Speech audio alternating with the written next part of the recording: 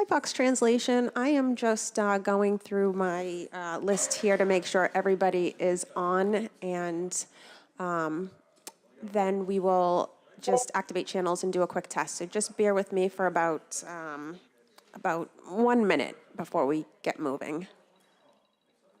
Okay, thank you. So let's see, Arabic.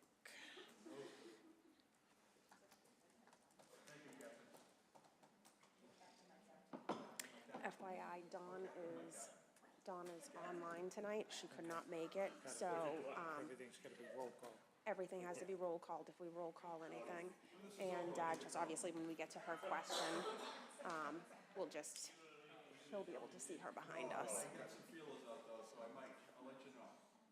But if it's like the last group, it ain't gonna happen. They don't say nothing. That's proper, that's not proper English, they don't say anything. Cantonese.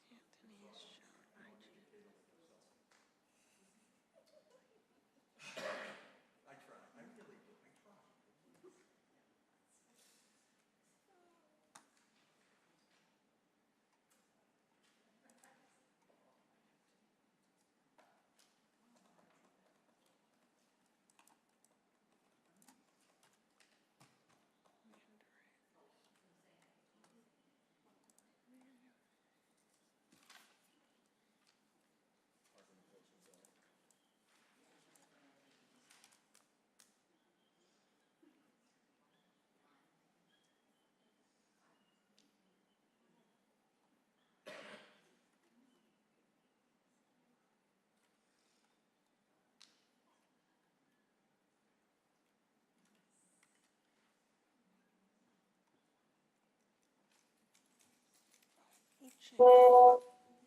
Ichang is Cantonese.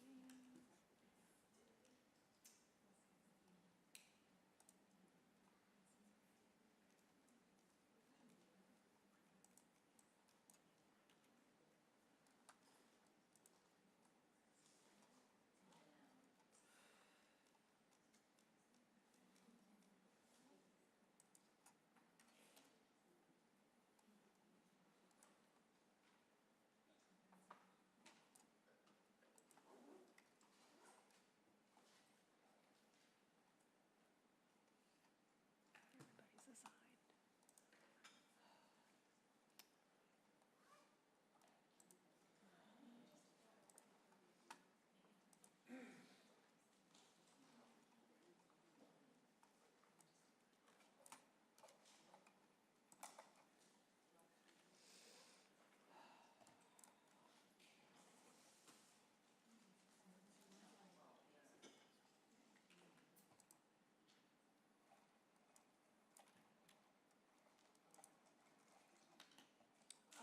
Hold on, it keeps on disappearing.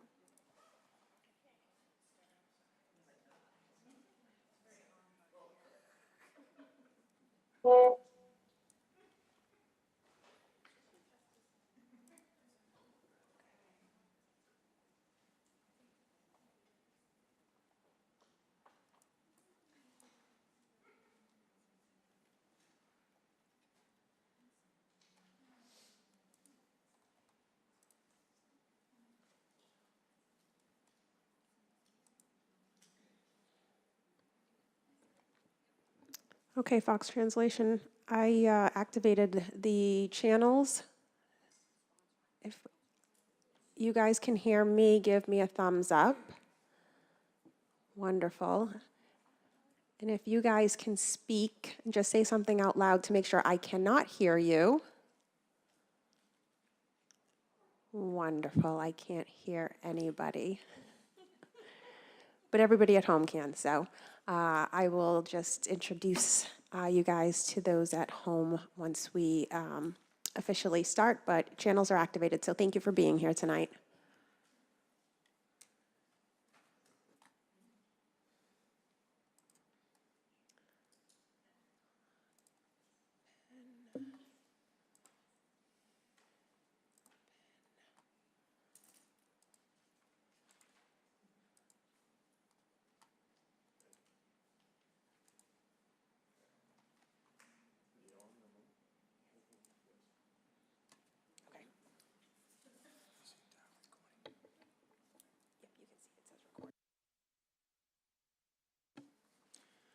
Good evening, everyone. We're going to call the special meeting of the Malden School Committee together. Today is Thursday, May 16th, 2024. The time is 6:05 p.m. This evening's agenda will consist of the Pledge of Allegiance, followed by a moment of silence for all those who have honored and fought for our country. The clerk then will take the roll call to ensure that we are able to come together this evening. We will then get into this evening's agenda, which consists of interviewing Superintendent Candidate Finalist Dr. Timothy Sippel. And then from there, we may or may not move into deliberations on selecting our next school superintendent. If we decide to do that this evening, then we would entertain a motion to go into executive session for the purposes of contract negotiations.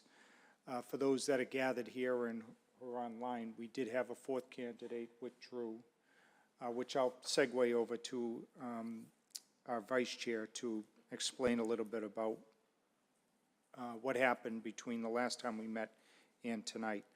And then from there, we would move adjournment. So are there any questions? If not, do you want to first explain where we are before we do the pledge? And Sure. Thank you, Mr. Chair. As the chair was speaking to, we did have a fourth candidate that was put forth by the Superintendent Search Committee that officially withdrew from the search yesterday as they were offered a position as superintendent for another district. So we wish them well. So that leaves us with our final candidate tonight, in which we amended the agenda thinking there may be the possibility of entering in deliberations with some extra time on the table before us. So, but again, we wish Miss Robin Desmond best wishes in the next chapter of her career. Yep. And ready to move forward with our search. good. One other caveat for the members tonight, Ms. Macklin is coming to us via Zoom, so we'll be roll calling every vote tonight, okay? So if there are no questions, why don't we first pledge allegiance to our flag. I pledge allegiance to the flag of the United States of America and to the republic for which it stands, one nation, under God, indivisible, with liberty and justice for all. At this point, we ask everyone to please remain standing for a moment of silence in honor of all those who have fought for our country and continue to do so today.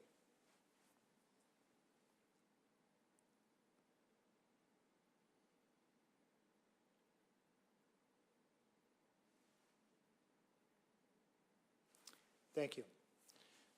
We'll now have our clerk call the roll.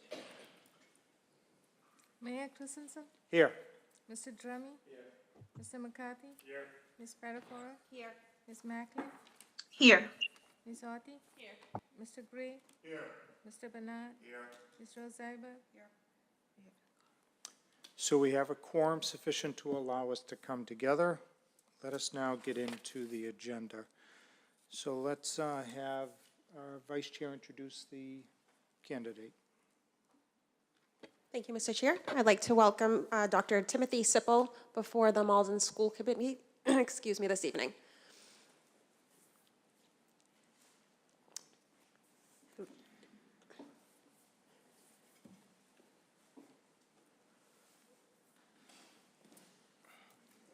Hopefully you're not too low. Good evening. Good evening. Good evening. Thank you. So we will begin the interview process with an introduction from yourself, and then the candidate, members before you will be asking questions. And just to make you aware, we do have one member who is with us remotely today. That is Dawn Macklin. Ms. Macklin, you'll see us behind us on the screen. So,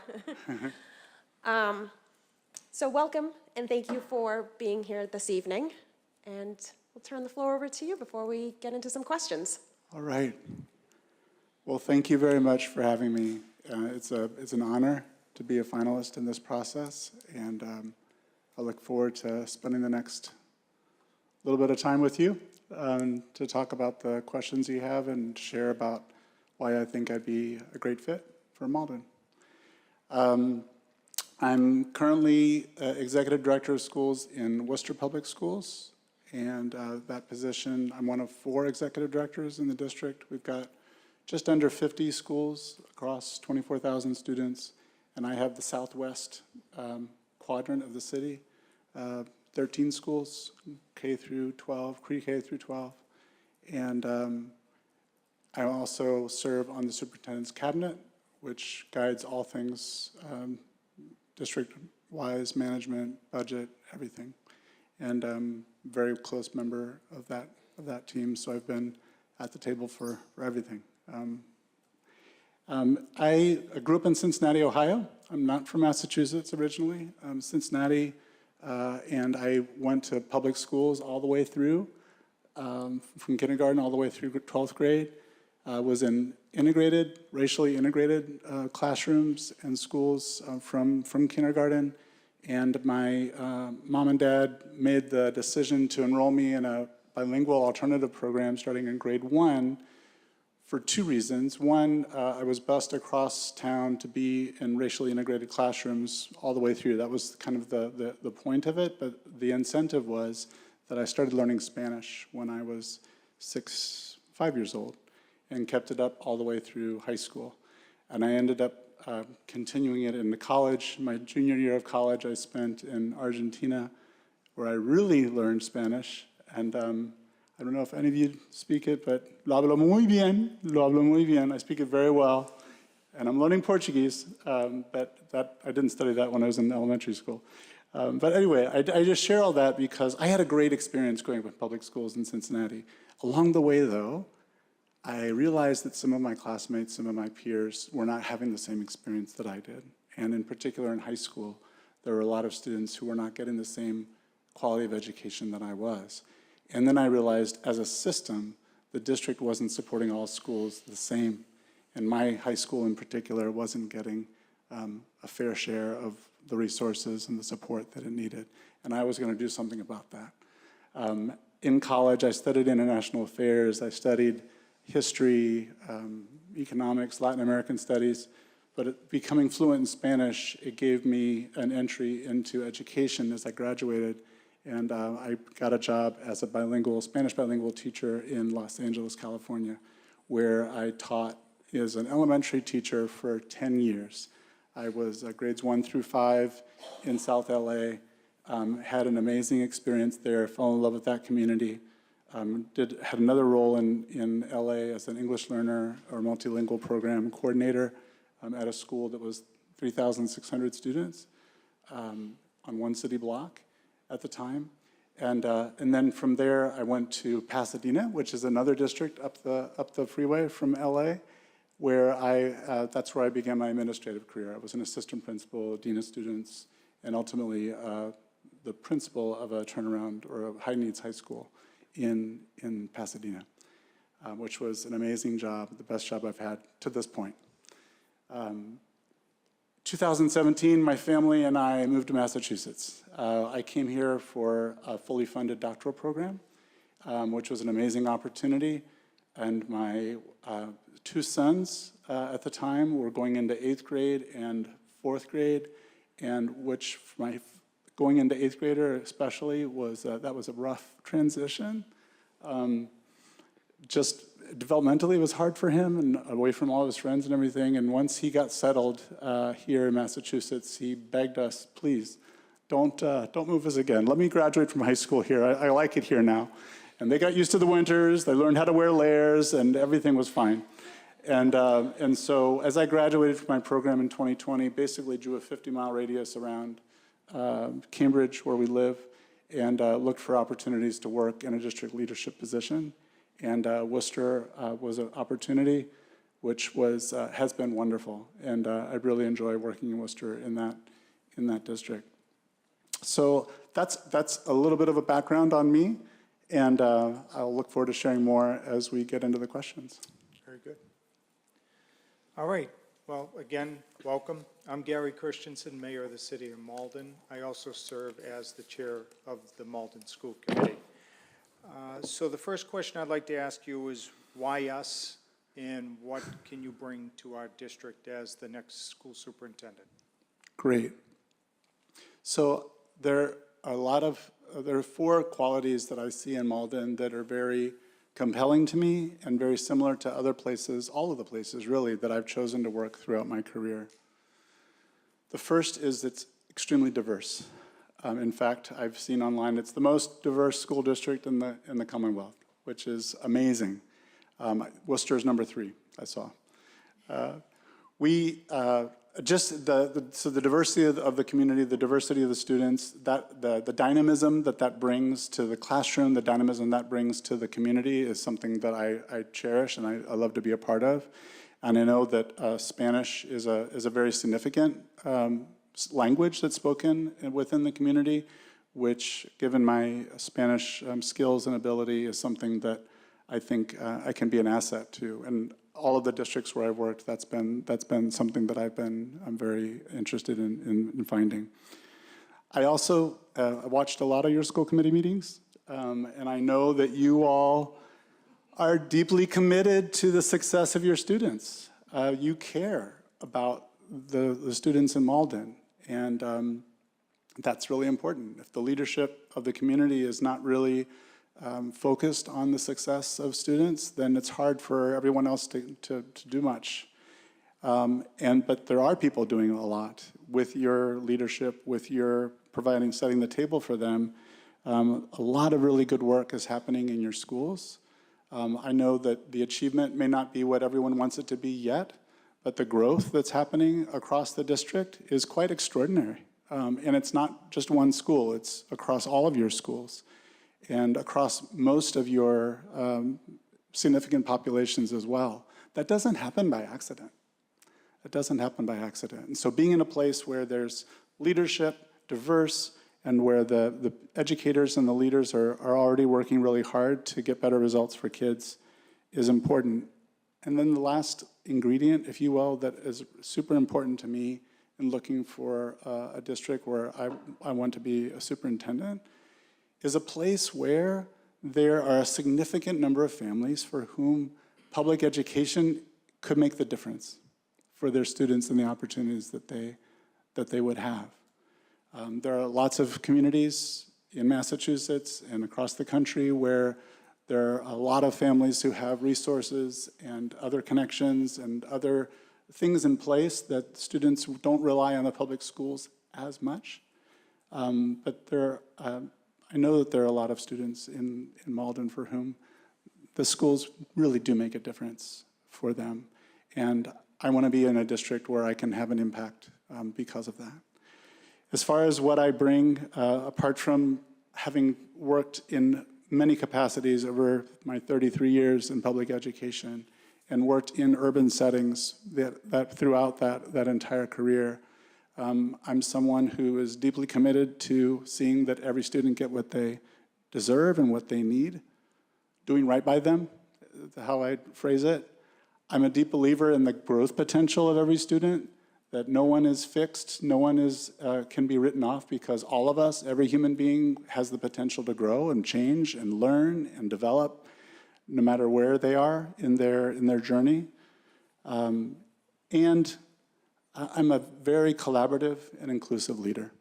I'm someone who knows a lot, I've seen a lot, I've experienced a lot, but I don't assume that I know it all or that I have all the answers. And it's extremely important for the people doing the work in the classroom, leading buildings, or in the district office, and parents and students, the folks who are closest to the need, for them to really perceive that they are a part of the work, that they own the work, that they have input and they have a say in decisions that impact them.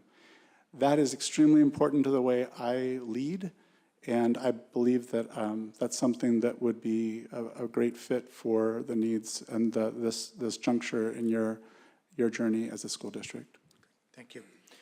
All right, we're now going to hear from Mr. McCarthy, and then he'll be followed by Mr. Gray.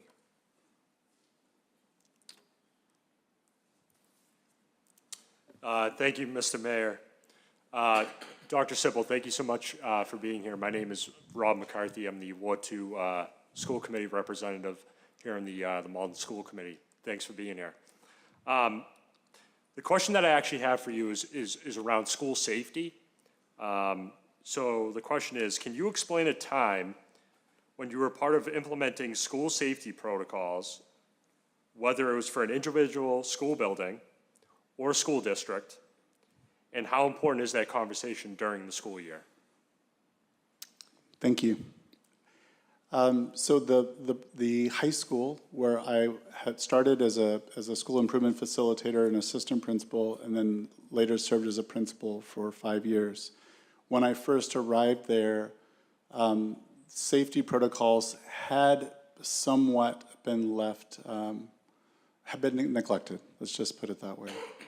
And basic things that are necessary to ensure that a school is safe and a school is an inviting and welcoming atmosphere and can function were not in place, such as students, the perimeter of the campus was not secure. And this is a large campus. I think it was 25 acres. It's a big campus. And there were several sections where the perimeter was not secure.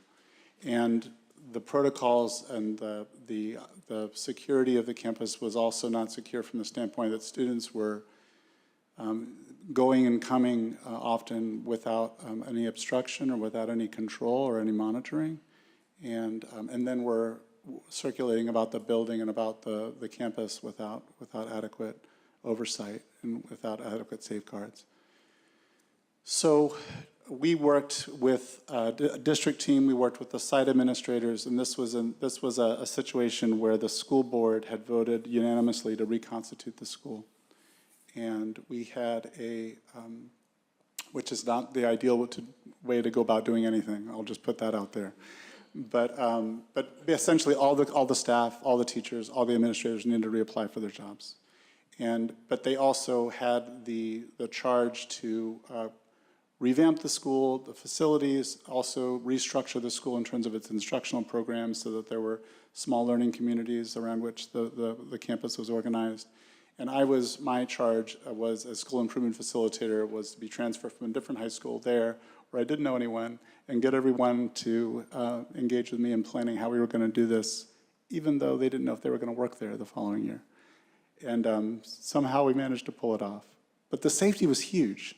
And we worked with our police department, we worked with the security staff at the district office to do an analysis of the perimeter and where fencing or what other things needed to be attended to, doors or locks that needed to be attended to. And then also, as far as planning for the upcoming year, really take a look at the flow of traffic on the campus, the bell schedules, supervision of this massive facility with a limited staff, and how to make sure that students were in safe places where they were supposed to be throughout the day. And so over the course of several years, and especially during the 5 years that I was the principal there, we really achieved an amazing transformation on the campus, such that I regularly brought parents on tours of the campus, prospective parents who had heard about how unsafe this school was, and got them to walk with me around the campus, visit classrooms, tour the quads, because there were quads, not unlike what you have here at Malden High. And they were astonished that this was the same school that they had heard about from the rumors from their, on the street. That it was safe, it was quiet, it was orderly, purposeful, and most importantly, the kids were happy and the kids were engaged in learning. Great, thank you very much. Thank you, Mr. McCarthy. Over to Mr. Gray.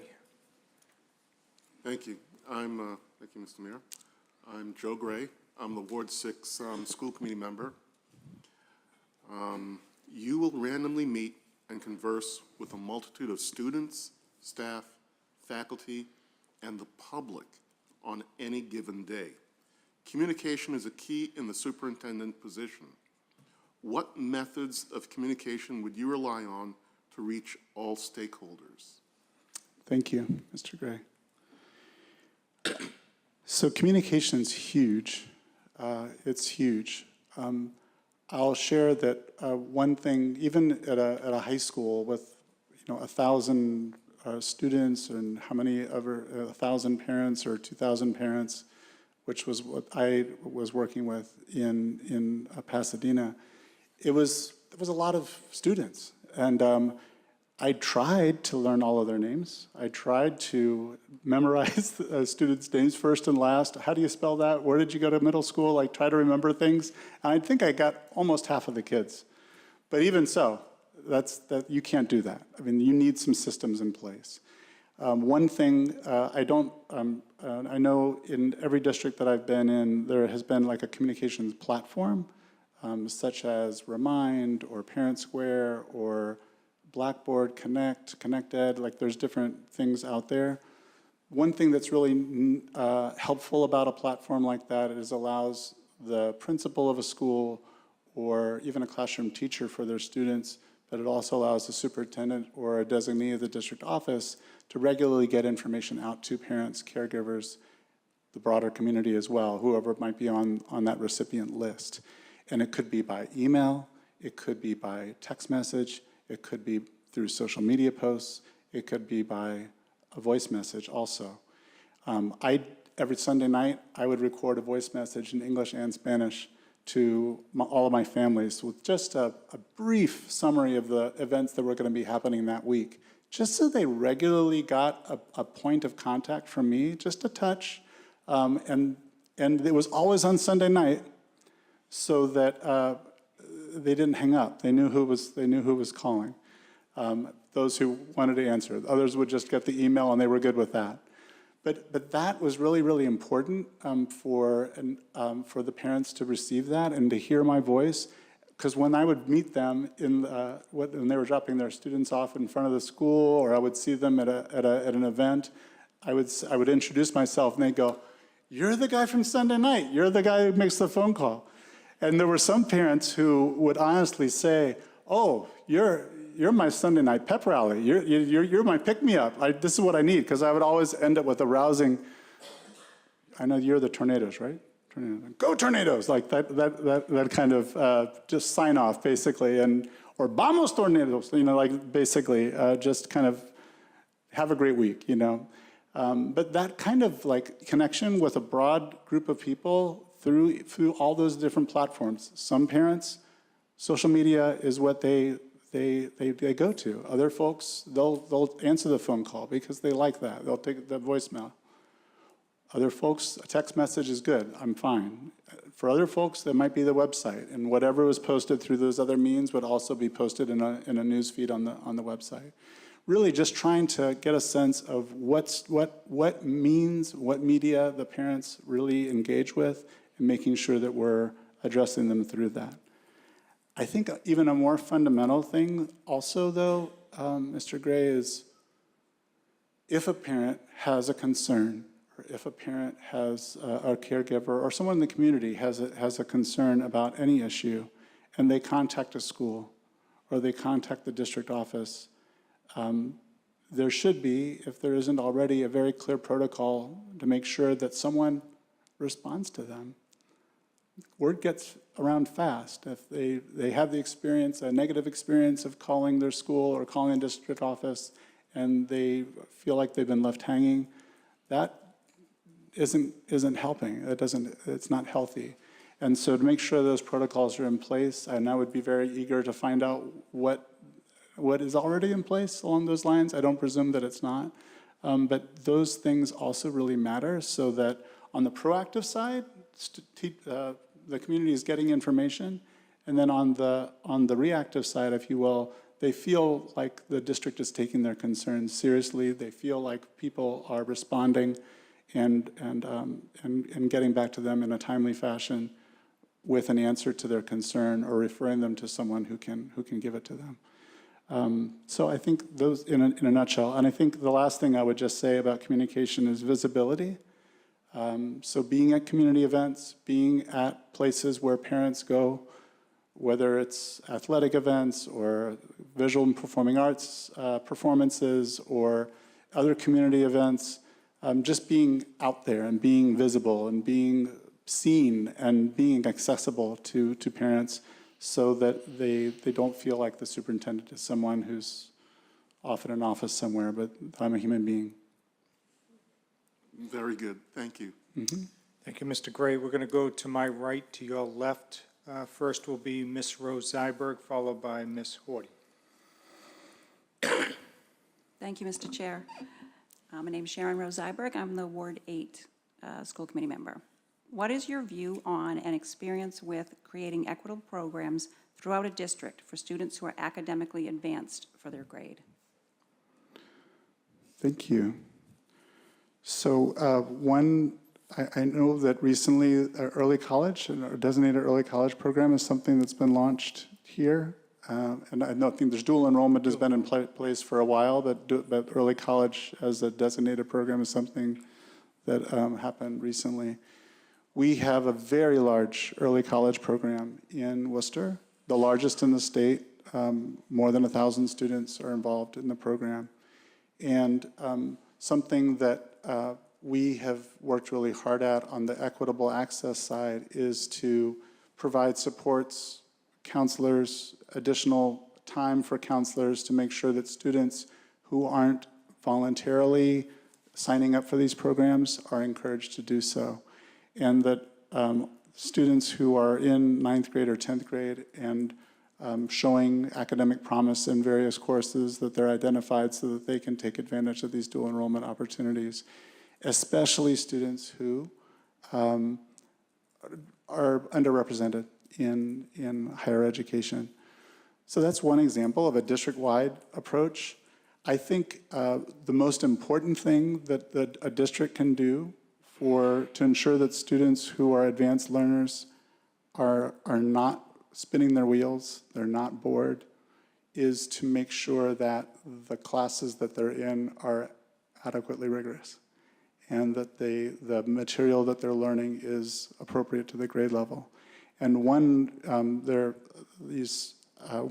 very, not easy way, but one very important way that teachers can and schools can ensure that is through formative assessments and just seeing who's learning the material and who's way, way, way off the charts in terms of their achievement, and making sure that those students are given opportunities to extend their learning and to do things above and beyond, not to punish them, but to give them opportunities to grow in ways that other students might not yet be ready for. I think talking to students is very important in that regard. My own son had the experience in a couple of his classes last year where he felt like he might be spinning his wheels to some extent. And I don't know, in his case, whether the teacher was always aware of that. And that's something that, again, that teachers can be very intentional and systematic about to make sure that students feel like they're seen, they feel like they're being served, not just the students who need additional support or intervention, but the students who are, okay, I'm ready for more. And I may not know how to ask for it, but I'm ready for more. Thank you. Mm-hmm. Okay, over to Ms. Horty. Thank you, Mr. Mayor. Good evening. Hello.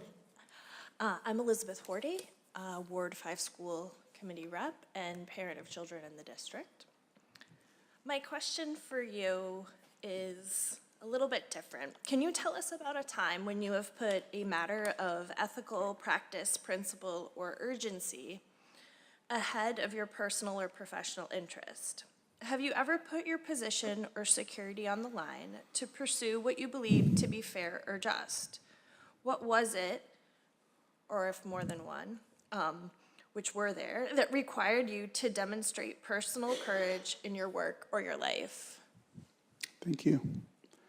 So that high school that I mentioned, where I spent a good 9 years of my career over different roles, When that school board voted unanimously to reconstitute it, there was this idea of having a school improvement facilitator go there to support that work was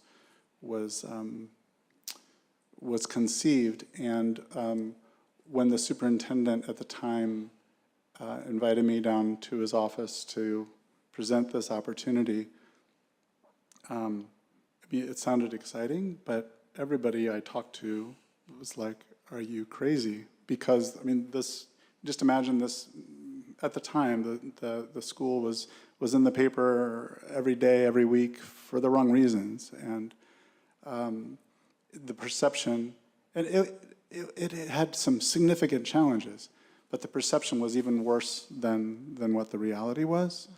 And at the time, my wife was 8 months pregnant with our second son.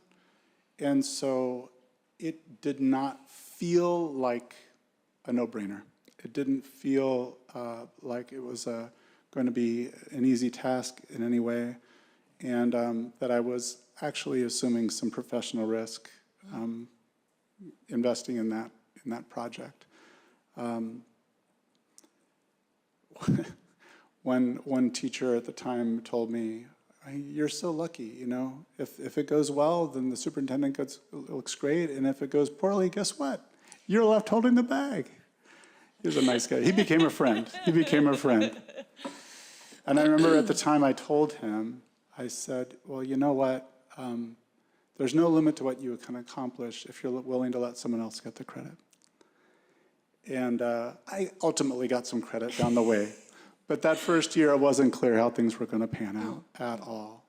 And in that first year after the reconstitution, when we had the new academies and all the fences were repaired, it was a rocky period, a rocky transition before the school was finally stabilized and things really began to take off. But the commitment that I mentioned earlier to students who really need public education, almost all of the students in that school were in that category. And I felt, I had a difficult job already as an assistant principal at another high school in town, but I felt like, okay, this is an opportunity to really make an impact, even though it could easily, not easily, but it could have well gone not the way that it ultimately turned out. So I just share that with you, that I'm not, and I guess what I learned from it is that it's okay to take risks, and it's okay, especially when the potential impact for students that really need something better is there. Thank you. Thank you. Thank you, Ms. Horty. Now to Ms. Spatafora. She'll be followed by Ms. Macklin, and then we'll go over to Mr. Drummy. Thank you, Mr. Chair. I don't think an introduction is needed again, but welcome back. My question surrounds special education and the challenges that special education can bring to the district or to schools due to the complexity of its rules, service needs, student and parent concerns. So when you assess the effectiveness of your special education programs, what are some of the criteria you would use? Thank you. So you're right, it is very complex, and there are a lot of elements to it. I mean, certainly we want to see academically that in terms of our more standardized measures, that we can see that students are making growth and that the difference between their achievement and those of the students who are not in special education or not neurodivergent, don't have an IEP, that those gaps are closing. I think growth is key, really, really key, because if you're looking at strict, I mean, it's always key, but especially for these students, it's very important. And to see that relative to how they were performing the prior year, that they're showing that they're making growth. I think it's also extremely important to remember that each of these students is an individual with an individualized education plan, and there are criteria for growth and for success that are written into those plans, goals that they have with very specific measures of progress on those goals that need to be examined, and any way that can be aggregated to see how are students doing with respect to their goals, assuming the goals are good goals, and assuming the teams have done a good job of really identifying what the next step is for that student in each of those areas that they need help and they need support. I think more broadly, I would assess the effectiveness of a special education program if fewer and fewer students are determined that they need to be served in a substantially separate environment. I think there will always be some students, and perhaps depending on the year, depending on the district, a significant number of students who may need some substantially separate environment. But there should be ways at all times to ensure that those students have opportunities to interact with peers that are not in that program, in those programs. And often those interactions and those opportunities open the door to further inclusion and further integration, provided they have the support that they need to access the curriculum or participate in whatever activities they might be. And so I would really be looking for that across our students. What percentage of students are fully included, what percentage of students are partially included, what percentage of students are in a substantially separate environment, and for how long has that been the case? The other thing to look at is over time. How many students are eventually getting to the place where they can participate more and more in the general education environment after perhaps getting a real solid foundation through specialized services earlier in their career. When do those transitions occur? We shouldn't just assume that because a child is in this program today that they're going to be needing that program in its current form with that same percentage of time all the way to graduation. That isn't always the case. Thank you. Mm-hmm. Thank you. Now, up top, we'll hear from Ms. Macklin. Thank you, Mr. Chair. Hello, Dr. Sippel. I apologize that I'm not able to be there to meet with you in person, but I'm certainly pleased to be able to get to know you virtually this evening, so welcome. I'm Dawn Macklin. I am the Malden School Committee rep for Ward 4. And so my question is how we as the Malden School Committee can best support the next leader of the district. And so as chair of the Superintendent Evaluation Committee, what are some measurable goals that matter to you that the school committee should consider when supporting you and evaluating your success? Thank you. I know there's a very defined process for that, with the state statutes and the rubrics and all that good stuff. I think that one thing I'll just share now, and I'll probably share it again later, is that I think it's really critical for the superintendent and the school committee to be a team. I think it's really critical for us to be the head, the brain of a really healthy body in the school district. And my priority, and if I were selected in the first running, even before I start, if that were possible, would be to really develop a trusting relationship with each of you as individuals, and then with you as a committee, so that we really have open communication and we're working together as a team. And I think these goals, Ms. Macklin, you're asking about, should really be something that's co-constructed between the superintendent and the committee. I have ideas of some possible areas in terms of, again, student growth on various measures. I would be very interested at the outset to hear what staff think about how we do things and along various dimensions, and then to be able to measure over time the degree to which staff feel better about those dimensions, whether it be collaboration with their colleagues or that the district office is responsive to their needs, for example. Similar surveys or ways to get feedback from parents and students even. Again, I would be interested in looking and finding some way to get some baseline data of like how people feel about things at the outset. And then if we were to look at 6 months in, or especially a year in to my tenure, how people feel about things. He says he's collaborative. Has he walked the talk? As he says he's inclusive, has he really demonstrated that?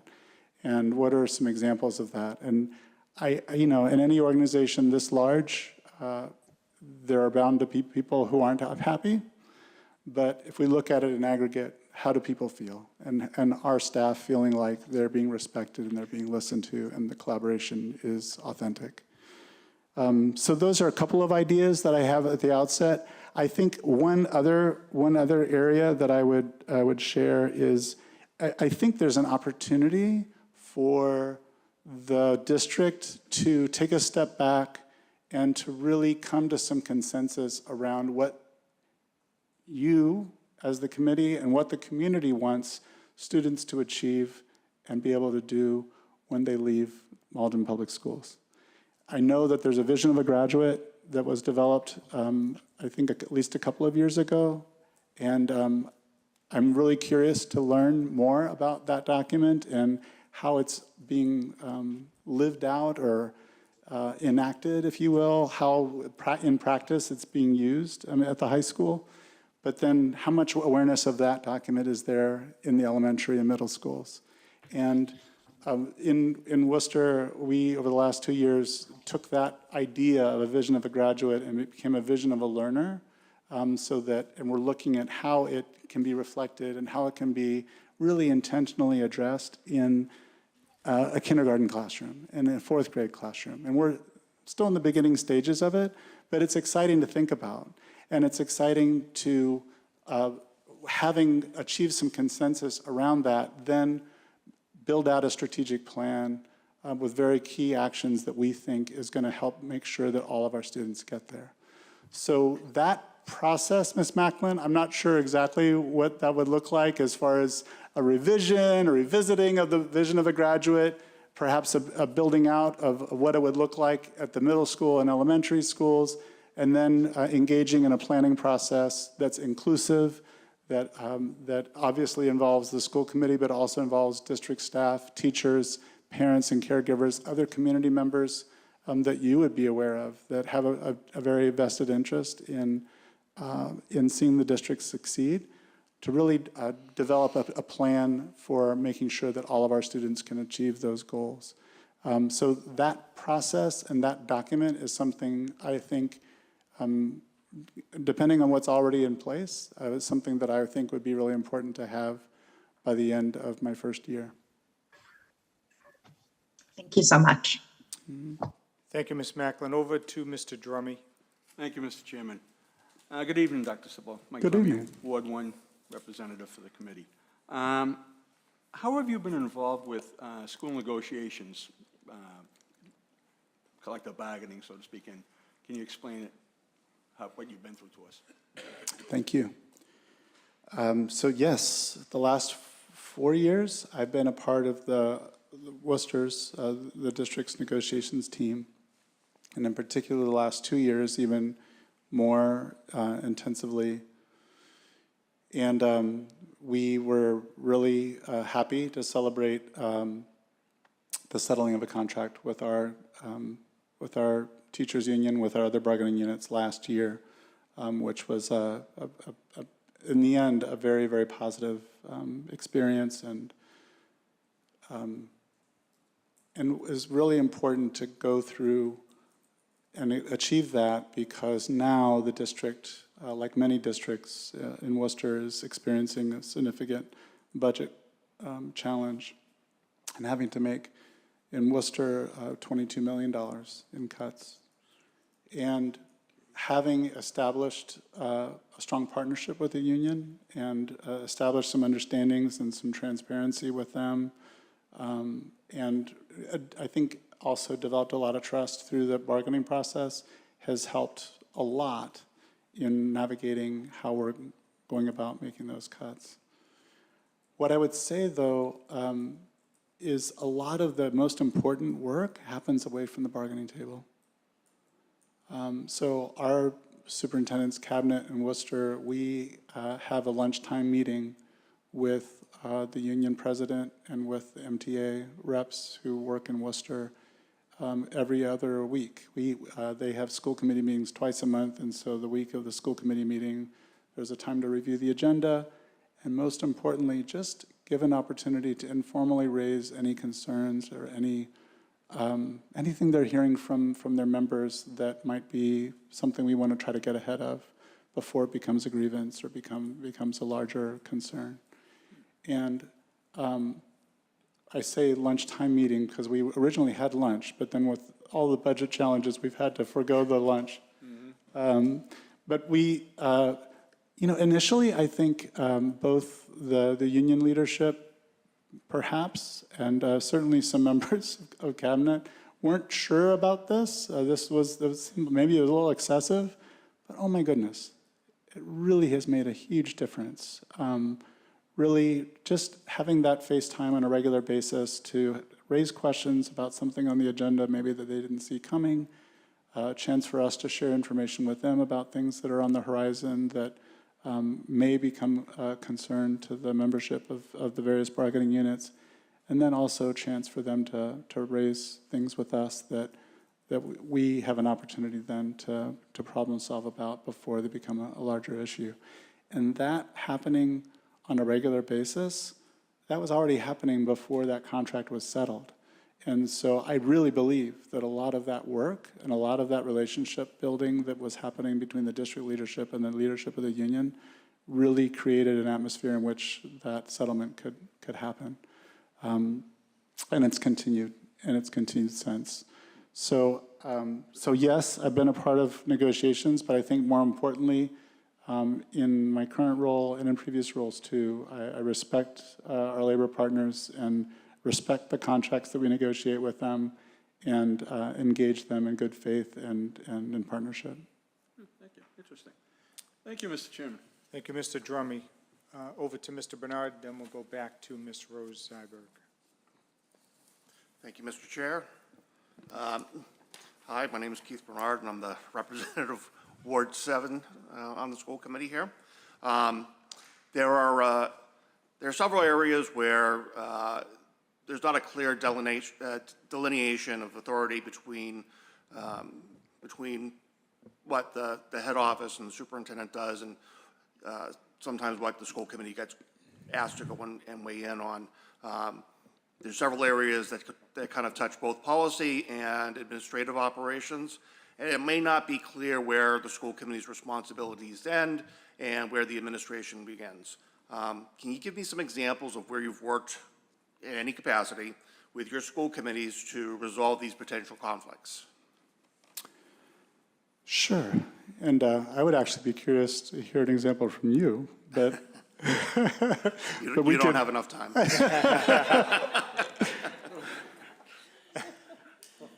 So I'll share. So as I mentioned earlier, I have the south quadrant of the district in Worcester with 13 schools, and so we just started electing our school committee member. We have 2 at-large members, and then we have 6 who are elected by sub-districts. We don't call them wards, but it's essentially the same idea. And so we have, school committee members who are, because they represent a certain part of the city, very interested in those schools. And we have the at-large members also who are very interested in all the schools.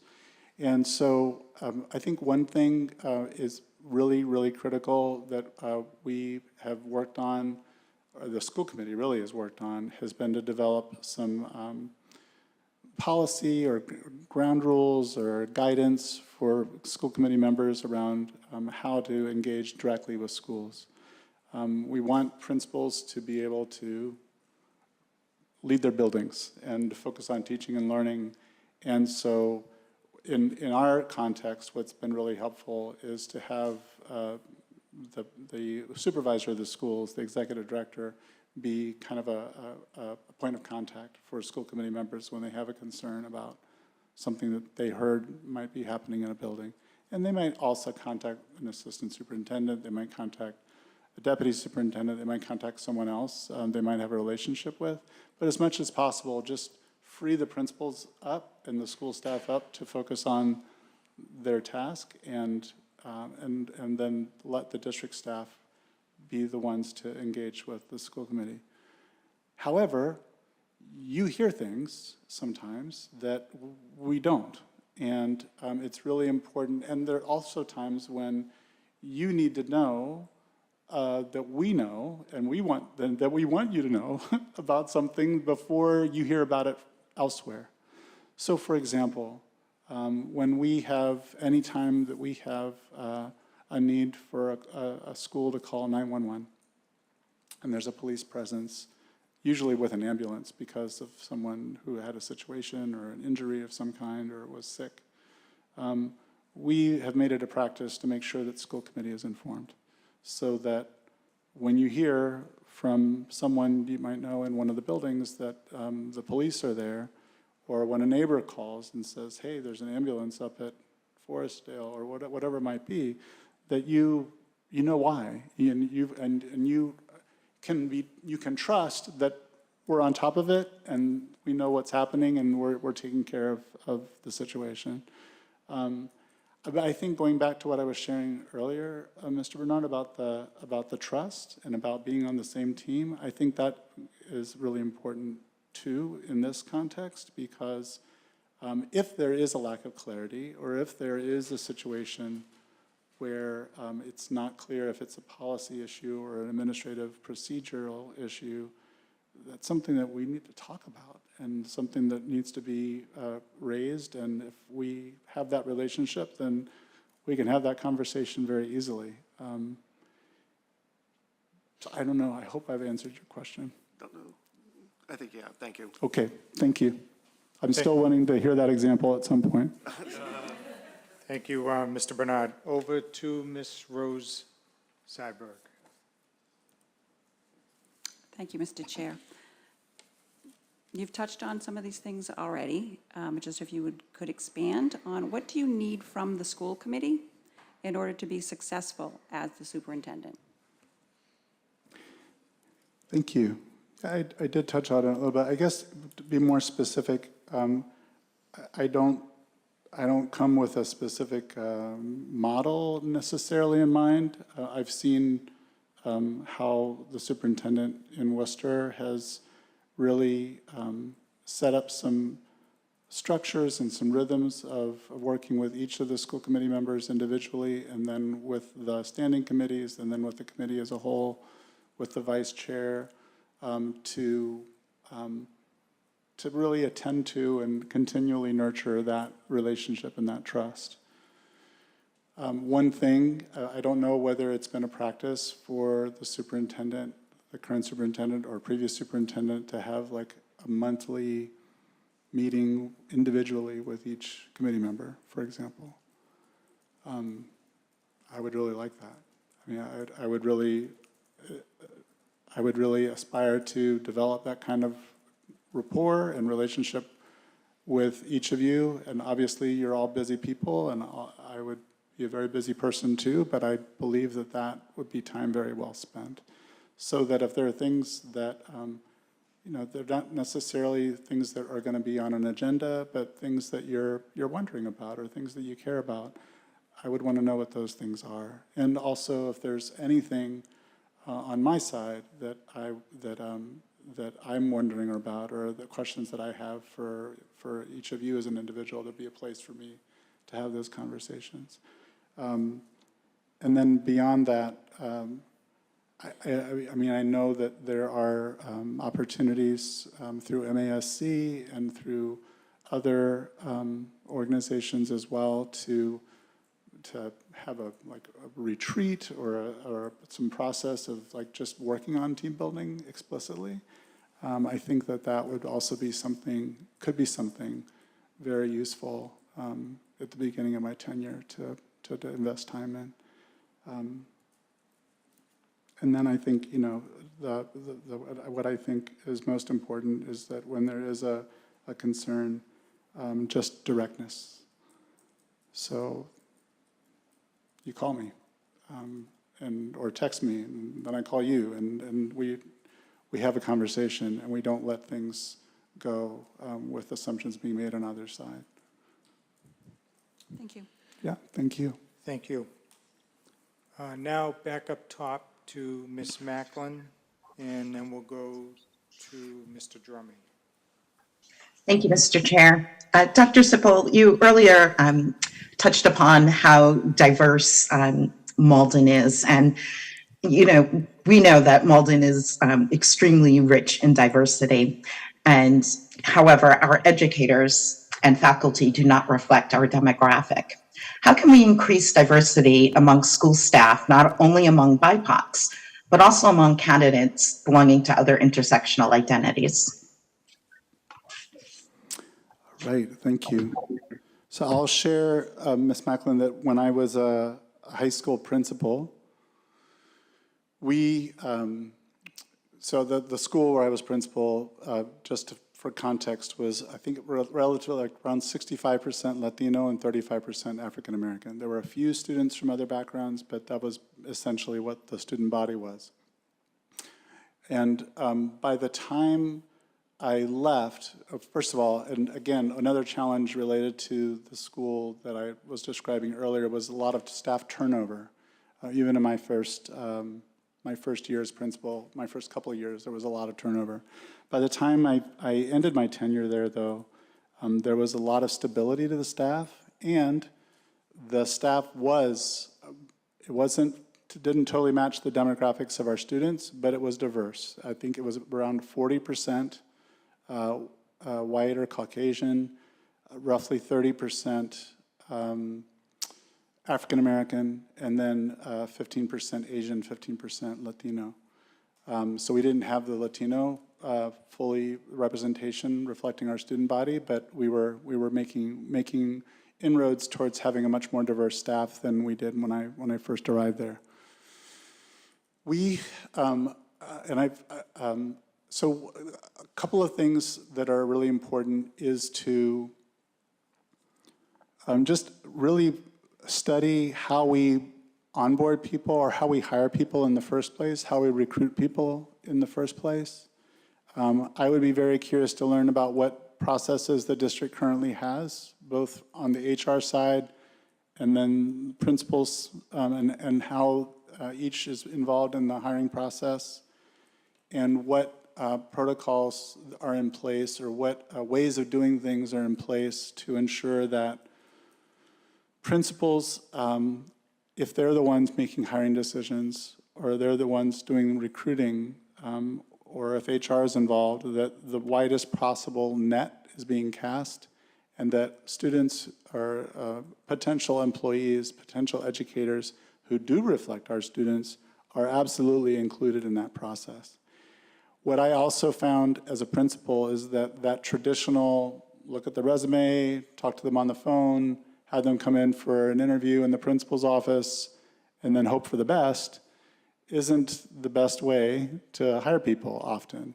And so when folks come into the school, having them walk the building with the principal, get a feel for what the campus is like and what the culture of the school is like, having other faculty who are participate in that hiring panel, in the interview panel, and if at all possible, having the teacher teach a demonstration lesson with students as a part of that process, especially if it's done before the end of the year. Oftentimes, teachers who may not do as well or may not be as polished in an interview context, they show what they can do and show how they can relate to students when they're interacting with them in the hallway or when they're doing a demonstration lesson. And so those are some ways that, just examples of things that I found helpful as a principal in hiring people and making sure that we were getting a more diverse faculty. But again, there's a lot of different things out there. Two more things. One is that it's really important to know if anytime we lose any employee, anytime an employee leaves our district, to know why, what's happening. Was it for a purely personal reason? They're getting married and their future spouse lives in New Jersey. Okay, well, you're not going to commute to Malden, right? But there are lots of circumstances that could be within our control. And if it involves working conditions or relationships with staff or relationships with their supervisor, those are things we need to take stock of. And not to blame anyone, but to really understand if there's a trend or if there's a pattern of people leaving our district for reasons that we can do something about. And especially if there's any trend or any hint of that they felt some kind of alienation from the culture of the building, or any kind of discrimination, or any kind of disrespect on account of one of those intersectional identities that you're describing, that's something we need to know too. And we need to create opportunities for those folks to engage with and talk with and build relationships with other people who they share some commonalities with across the district, but then also make sure that we're providing opportunities to train our teachers to be really conscious about these things and to be really intentional about building relationships with people across lines of difference. I think that those are really important because if we recruit them and we hire them successfully, we need to make sure that we keep them and that they feel valued and they feel that they can grow and belong in Malden Public Schools. Thank you, Dr. Sippel. Thank you, Ms. Macklin. Over to Mr. Drummy. Thank you, Mr. Chairman.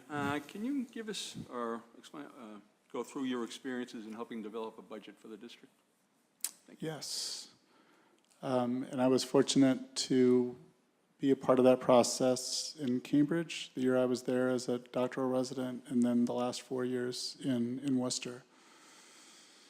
And this year in Worcester in particular, it's been a very, very challenging process, but one that has also involved a lot of input from various stakeholder groups and a lot of interaction with our building principals. So I'll just say, just in general, the process that we have seen is that every school is given an opportunity to review the staff that they have and other resources, usually human resources, because that's the most significant part of the budget. And given their projections of staffing for the next year, what they believe they need in order to meet the needs of their students. All of that information principals are given time to prepare those documents and prepare that information, and then each principal meets with the central office team, with the budget staff, with their supervisor, with other academic departments, often special education, multilingual, to review that information together and then ask any questions that might be needed, and then over time, all of that is aggregated into one master spreadsheet of all the requests that are out there. And that same process occurs with the district departments. So directors of various departments within the district will develop requests based on what they perceive their needs to be for the following fiscal year. The thing that was different this year, because of our awareness that because of that inflation factor in particular, our revenue was going to be much short of what we were going to need to sustain the programs and initiatives that we had in place. We engaged various stakeholder groups, parents, and even students, and especially our principals in a conversation around which things do you see as what we called a tier 1 reduction, which is something that we're not happy about it, but this is something that we feel comfortable reducing so that we can save other positions and other programs or other resources. And then tier 2 were things that, oh, this is going to hurt more, but still, we're willing to make this sacrifice as long as we don't touch tier 3.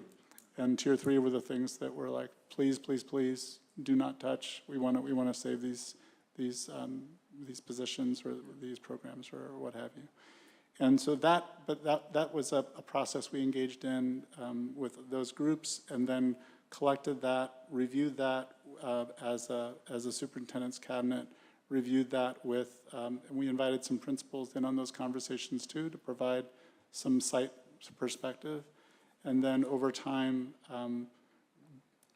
over many, many hours, worked through those proposals and tried to connect the dots with what was being, what needed to be reduced in order to achieve the budget that would make pass muster with the city council. But I've done that in more pleasant times and many other years too, and so I clearly understand how the revenue streams work and where our expenditures are, and work really closely with the budget staff to make sure that our projections are accurate, so that we're able to meet our obligations, but then also able to serve kids, and as much as possible, make sure that our staff are valued, and feel a part of the decision-making process. Excellent. Thank you, sir. Thank you, Mr. Chairman. Thank you, Mr. Drummy. Dr. Sippel, we have 3 more questions. The next one will be from Mr. Bernard, then to my right, your left, Ms. Spatafora. I'll ask the last question, and then we'll open it up to the committee to ask any question that they may have not asked but thought of during the interview. Then from there, we'll go to you for closing remarks and any questions that you may have of us. So, Mr. Bernard. Thank you, Mr. Chair. Malden, as I'm sure you're aware, quite aware now that we're a very diverse city. We've got a lot of external groups and people that, they're very interested in the schools because that's a core part of the city.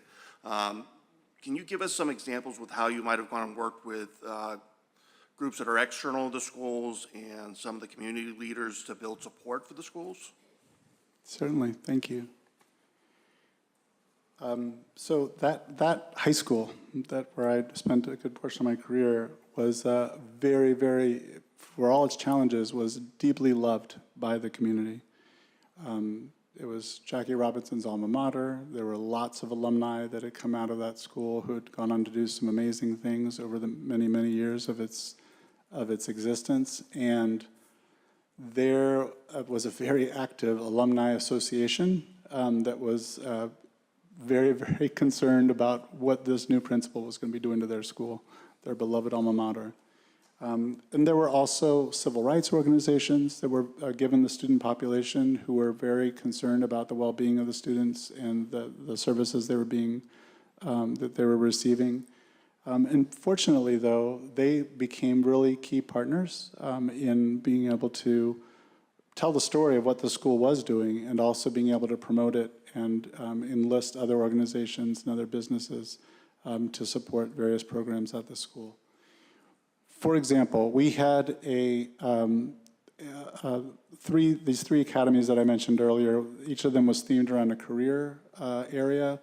Arts, entertainment, and media is LA, so you had to have arts, entertainment, media, with a state-of-the-art TV studio and graphic design and all that good stuff, performing arts. There was a business and entrepreneurship academy, and then there was engineering and environmental science as a third academy. And each of them had an advisory board, similar to what you have in Chapter 74 programs here, where there's an advisory board, a program advisory that works with that pathway. And those, there were business owners, business people, scientists, from various organizations, others who work in the community, nonprofit, who are on each of those advisory boards. And they were extremely helpful in making sure that students had internships, that students had opportunities to go into the field and see what they do. And they would also come into the classroom and as guest speakers. They would also serve on panels to judge projects and give feedback on projects or work alongside students on projects. All this to say that they were a huge, huge important resource. We also had a very strong partnership with the local community college. We, in fact, were able to free up a whole wing of the building and negotiated an agreement with the city college to be able to come and operate a satellite campus on the high school campus. And in the evenings, they were working with adults and serving them, but then during the day, they were providing college courses for our students on the campus, on the high school campus, with college professors providing the instruction. And that was all through a lot of engagement and a lot of work as well. That was supported by the community college trustee, that was supported by city councilors, that was supported by other folks in the community in the nonprofit space who were very interested and invested. I think one other thing that I would just say is that it's extremely, extremely important for a school and for a district to take charge of its own narrative.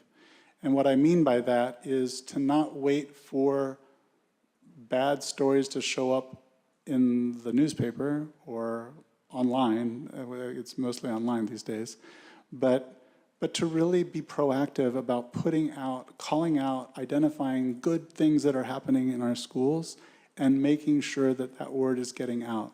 Yes, to parents, yes, to caregivers, but there needs to be a very intentional strategy with social media and other means to make sure that people know that there are good things happening in our schools, and that so that when a human being makes a mistake, which they will, and it could be that something unfortunate happens in one of our schools, there's a balance to what they perceive as happening. And I really believe that that intentional public relations and really making sure that the word is getting out about good things that are happening in our schools and that students are being enlisted in that and parents are being enlisted in that, I believe that that's extremely important.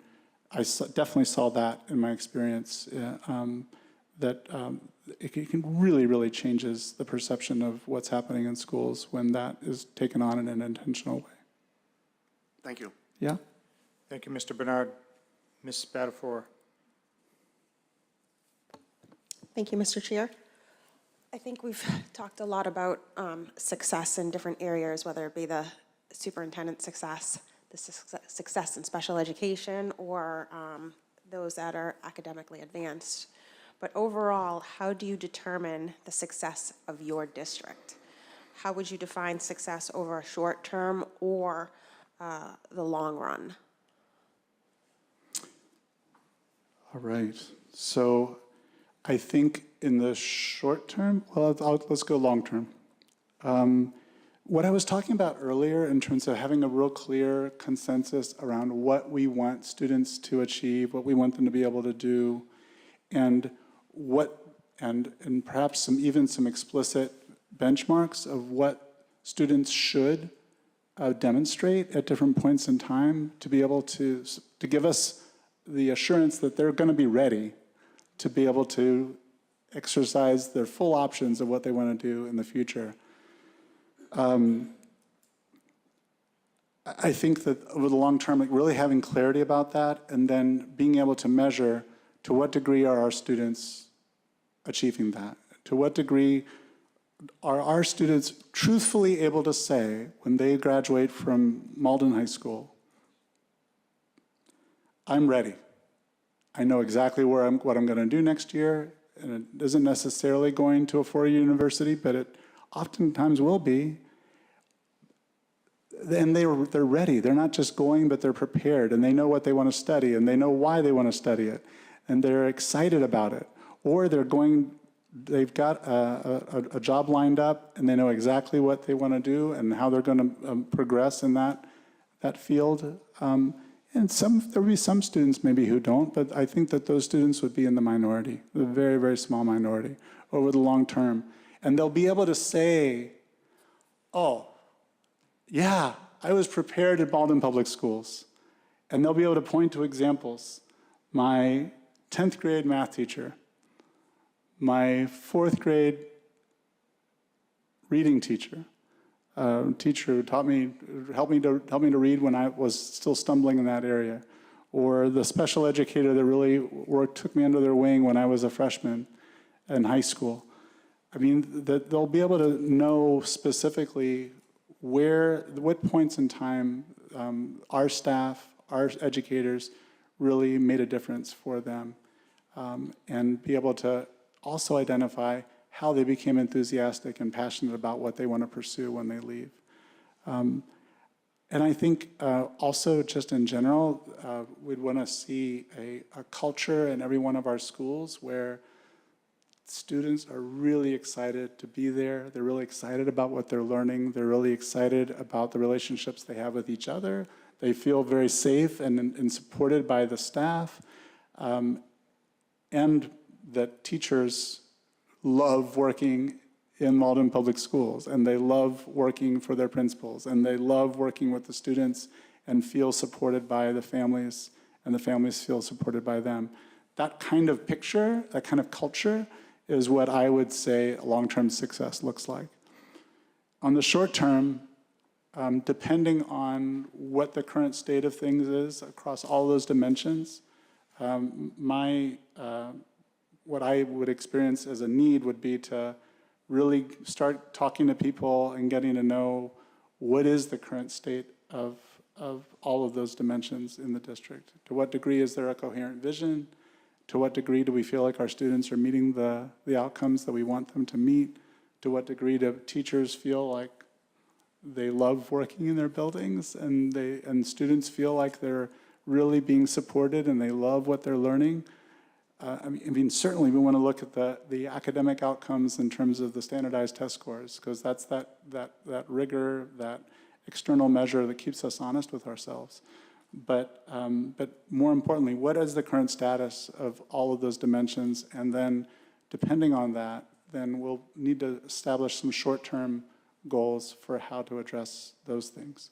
And for that first year, it would be about really being clear on what those short-term goals are, so that we can make those first steps and then make adjustments to keep moving in the right direction. Thank you. Thank you, Ms. Spatafora. So the final question is, now that you've spent some time here in Malden, if someone were to ask you for a recommendation on places to visit in our city, what would you say? Well, I need to spend a lot more time in Malden, Mr. Mayor. I'll just say that. But one thing that struck me about Malden, two places, if you will, are this area right here with the train station and all the businesses and restaurants and the central business district. It's so cool, and so you can already see the diversity just in these few blocks. You can keep going on this point. Okay. So that'd be number one, and the other thing, I think I'm really impressed by the amount of green space in the city. I mean, just coming in from Medford, I guess, past, is it the Fells? Yep. Dale? Yep, Fellsmere. Fellsmere. Yep. Beautiful. Yeah. Beautiful. Right. But you know, as I drove around the city to see where all the schools were located, I could see a lot of green space and a lot of people enjoying those green spaces too. A lot of diversity in the architecture, also really interesting. I think honestly though, the thing that I find most interesting and compelling about Malden is just as you drive around the city, there's different kinds of folks everywhere. Yeah. and everyone's going about their business, doing their thing. But it's a very vibrant city with a lot of folks from all over the world who are here trying to make lives for themselves and wanting their kids to receive what they deserve also. And so just to be a part of that, I think, is what I would also encourage people to check out if they were coming to visit. Thank you. All right, now, are there any questions that we missed or something that you thought of during the interview process that you wanted to ask? Let's go to Ms. Horty. No rush. Something that I don't think any of us hit on, maybe you might have discussed in the stakeholder sort of open forum. I was wondering about your thoughts on MCAS and as it's being put up as a possible ballot initiative for the fall. Your experience with MCAS in Worcester, as well as just, your thoughts about how that might change going forward. Okay. So what I told, Sorry. no, you're fine. What I told the folks in the meet and greet earlier in the town hall meeting was that I'm one of, I don't know, a few million voters in the state. So I don't know that my position on it at the end of the day is going to matter more than anyone else's until they get a few million people on their side and go one way or the other. And I think the other thing that I said relates back to that vision for what we want students to achieve and be able to do when they graduate, and how we go about measuring that in the most holistic way possible. I do believe that standardized tests are valid. I think that they're designed by really smart people to measure what they measure, and they're a way for us, one measure for us to ensure that we're, as I said earlier, that we're not kidding ourselves, that our students are actually meeting the standards that we want them to meet, in addition to all the other things we want them to demonstrate. However, they're not everything. And when it comes to that broader definition of what students should know and be able to do and to be prepared for the future that we can't predict, the idea of a portfolio with very critical elements that students demonstrate certain skills and attributes within that can be very rigorous and which they can then own and speak to and defend and talk about with great eloquence and with a lot of pride. I've seen that very, very, very, very important. I shared that, and I promised the folks in the meet and greet that if I were selected, I would not talk about California all the time. But one thing about California is they had a California high school exit exam that was separate from the standardized test, the other standardized tests that students took as 11th graders. And that there was a lot of litigation about it. There was concern about students with special needs. There was concern about students who were multilingual learners. And ultimately, after the Common Core standards were adopted, the state never reauthorized that exit exam, and it went away. And the sky did not fall. But the fact that that test didn't exist didn't mean that students who were getting a diploma all of a sudden were ready for the future. And so other means of measuring that are really, really critical. And those means need to be rigorous. They need to be honest. They need to be aligned with objective external standards so that we can ensure that our kids are getting what they need. Thank you. Okay, other questions? Let's go to Mr. Bernard. Thank you, Mr. Chair. So you have a lot of educational experience. What I'd like to go and hear from you is there anything that you tried that you might have gone and had, throughout your career where you said, I think this would be a good idea for this school. And you came in, you tried to implement it, and it either didn't do as well as you thought it would do, or it failed horribly. And can you just give us an example and just kind of tell you how you handled that coming out of it? Yep. Human being. So as a new principal, I had heard about and done some reading about the idea of ninth graders taking conceptual physics instead of biology. There were lots of reasons why it was considered something to consider, including that the language burdens in that vocabulary in that course were not as difficult as what biology has become these days. You know, it was okay, well, that's something, you know, to keep in mind. But then in this school, there were two teachers, both of whom taught biology, who resigned the summer before I was going to be starting. And so I had the brilliant idea, you know what, we're going to try physics, you know, let's try to hire a couple of physics teachers and we'll try ninth grade physics. I mean, our results at that time on the biology standardized test were not great, and said, well, maybe this will work better. I remember the chief of human resources and the assistant superintendent saying, are you sure? And some of the teachers in the building, are you sure? You know, and I was like, I was sure. And it wasn't successful. And 2 years later, we changed things up and went back to ninth grade biology. Incidentally, at Cambridge Regional Latin, where my sons are in school, they do ninth grade physics, and there's an MCAS for ninth grade physics, and their kids do fine.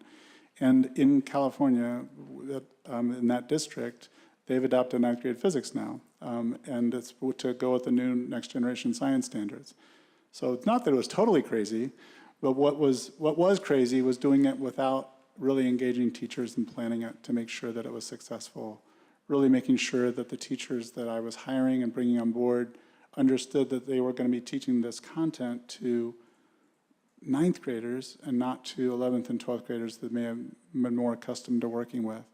Making sure that the materials were properly prepared and designed to make it successful. A lot of steps that weren't, that I failed to take, and just on my being sure unilaterally, we just pushed forward.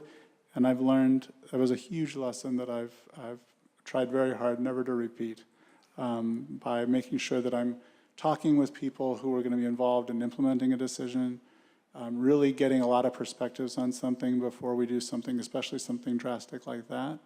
And I'm happy to say that I've largely avoided those kinds of, that kind of misstep since. Thank you. Yeah. Thank you, Mr. Bernard. So seeing no other lights, we now want to give you an opportunity to ask us any questions, and if not, make your closing remarks. I feel like we talked a lot already. Yeah.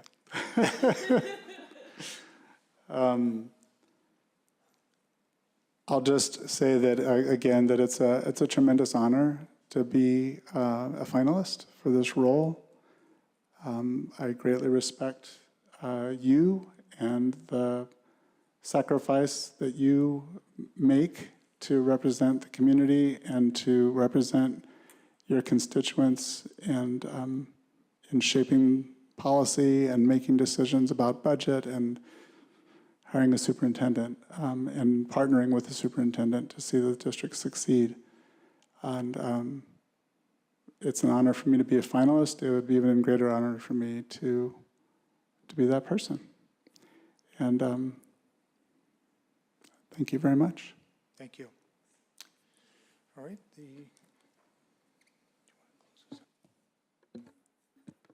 All right. Gracias por tu tiempo.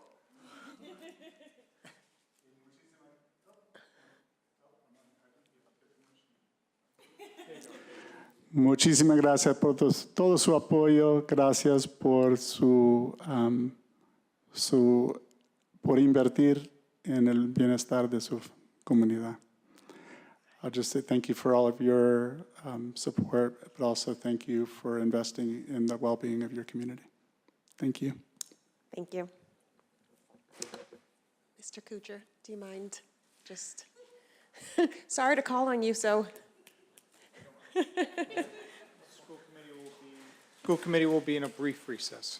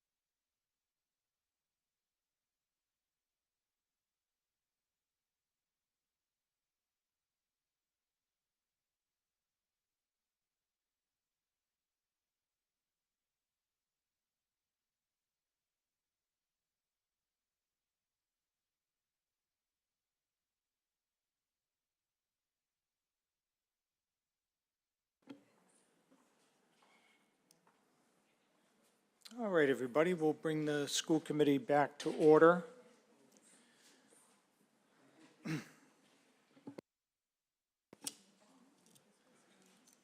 So I think at this point, we just want to get a sense from the members as to what they're thinking about next steps.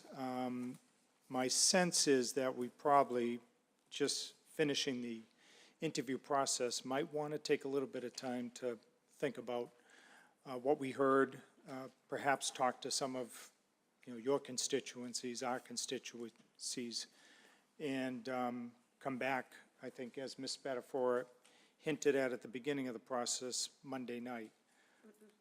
Not Monday night. Well, it's too late now. We added deliberations to Oh, the agenda for okay. tonight. Okay. So we would have to have docketed it by 6 o'clock today. So when's the soonest we could? Unless we tabled that. Or does that require a new meeting, Madam Clerk? It will be a new meeting. Okay. So the soonest we could come back is when? Probably Wednesday, because Tuesday is city council here. Got it, yeah. All right, well, let's see what the committee thinks. What's your sense? How do you feel? We could, again, just take what we heard, think about it. We could shrink it down. Let's hear from the two chairs of this committee.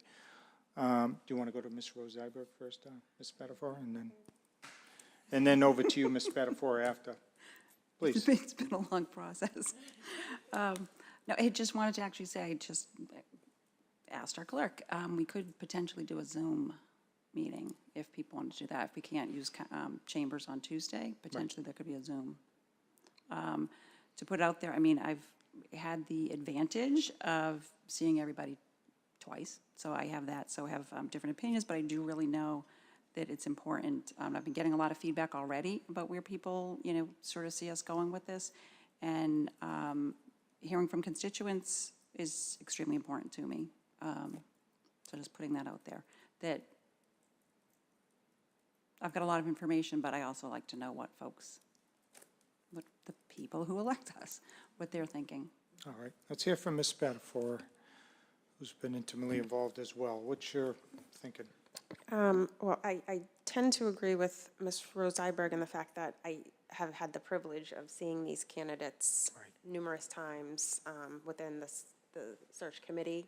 And then here, as well as I was running the meet and greets, so Right. I had the ability to hear a lot more from them. With that being said, I wouldn't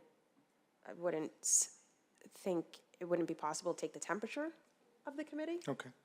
To see, I mean, of course, that would be with the members agreeing, you know, if they were up for that. I would not want to put anybody on the spot. I think we've all had the ability to do some research, go through resumes. But again, this is a group process, so I think I do have a bit of an advantage Right. over everyone else in knowing where I stand already. All right, very good. Let's go to Mr. Gray, followed by Mr. McCarthy. Thank you, Mr. Mayor. I think, at least in my case, I have more than enough information. The documentation, the resumes, you know, the recommendations from the search committee, and the questions we've gone over the 2 nights. If we were to take this up in executive session tonight, I'm more than willing to make a decision if that's the direction we go in. Okay, just as a point of clarification, the decision's here. Negotiations are back there, so, yeah. So, but let's find out what other folks think. Mr. McCarthy. Yeah, no, so it was just more of a clarification. I actually do agree with Ms. Rosenberg when it comes to, you know, if we need, you know, more time, we could always do it via Zoom, and, you know, talk to people in our neighborhoods and seeing what they think, if they, you know, were fortunate enough to be able to, you know, watch these, you know, the interviews. So I'm good either way. I mean, if we want to talk about it tonight and, you know, vote on one of the candidates, I'm more than willing to do that. But if people need time, you know, we could always, you know, go the Zoom route and see where it goes from there. But yeah, no, I mean, I think both candidates, you know, they did great. All 3 of them actually did great. But you know, I've honed in on one after the last couple of nights. I was more focused on one of them, and you know, I think 2 of them that I've seen really kind of are in the forefront. So yeah, Okay. I'm good either way. All right, thank you, Mr. McCarthy. We'll go to Ms. Horty and then over to Mr. Drummy. Thank you, Mr. Mayor. Of course. I'm sort of in agreement with everyone else along the lines of I'd like to speak to some of my constituents. I'd like to speak to actually anyone who'd like to reach out to me, please do. I'd like to hear what anybody has to say about this. I had ideas coming in, but I also always feel like it's slightly unfair for us to go into these negotiations having just finished an interview a moment ago.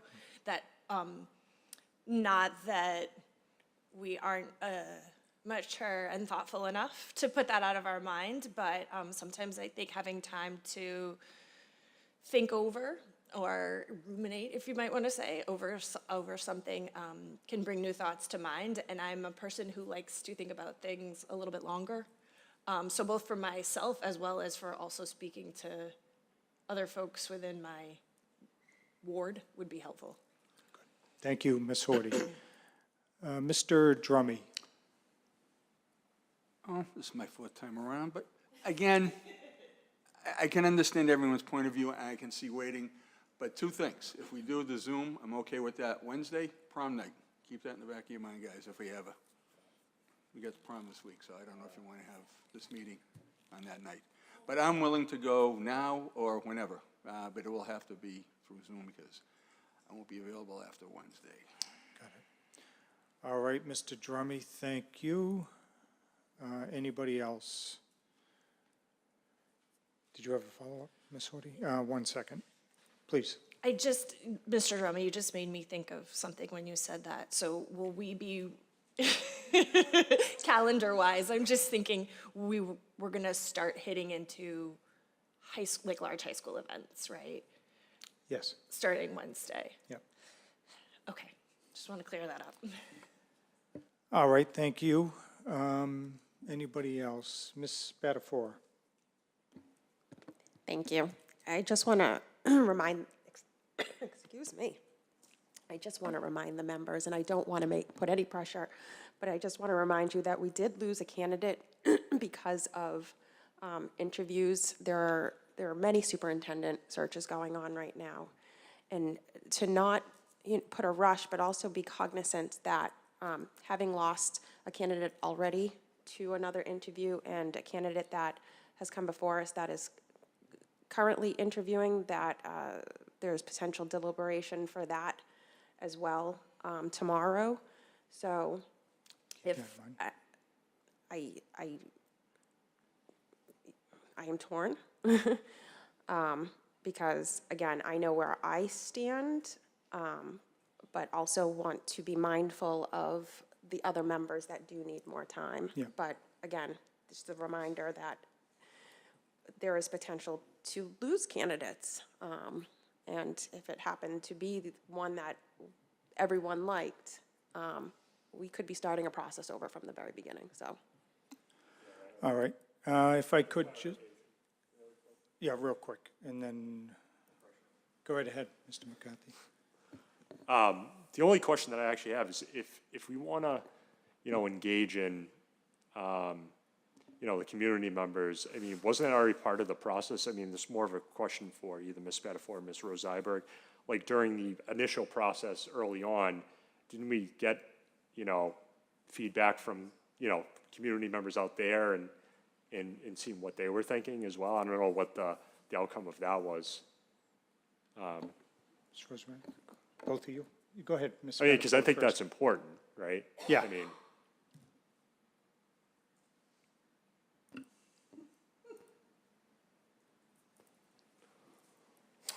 Please. We had different community forums and things and have heard feedback from that, but it's not the same thing as hearing what people think about what they just heard from candidates. So, Oh, yeah, no, we can look totally. at that Yeah. and it's a different audience, it's a different, the people who showed up at the forums, might be wanting to come and see and watch these interviews, which have been put up. I know that I want to have the time to see I watched the community forums from the previous two people and would like to see what folks had asked Dr. Sippel as well. So just put that, so yeah, we have input, I mean, all along the way. I'm sure all of us have also been getting just, from the folks we know, this is what we're looking for.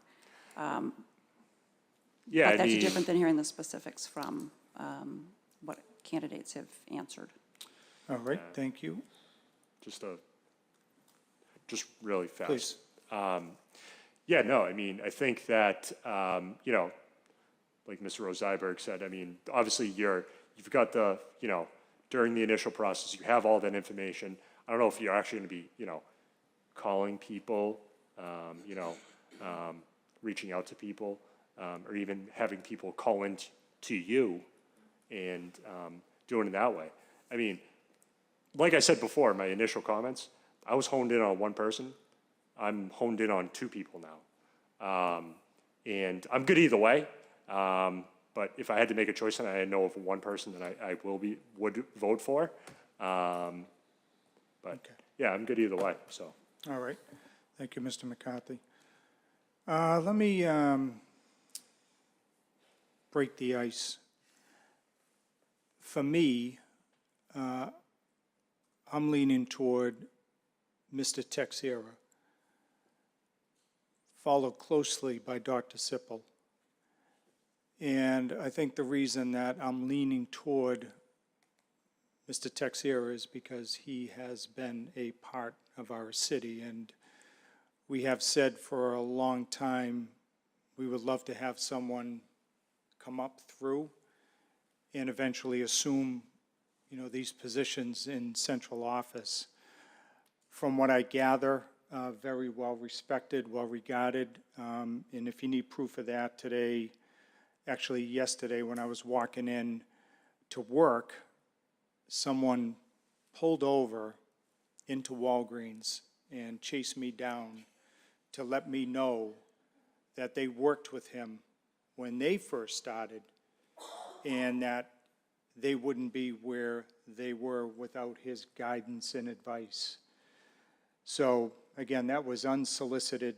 He just happened to see me doing what I typically do, picking up litter, and pulled over to let me know that. I mean, get out of his car, he's on his way to work. I mean, that weighed on me and further solidified that this might be one of those times, those rare times where, you know, we've raised someone, so to speak, in our district, and now there is an opportunity to take what he has learned here and utilize it for the betterment of our district.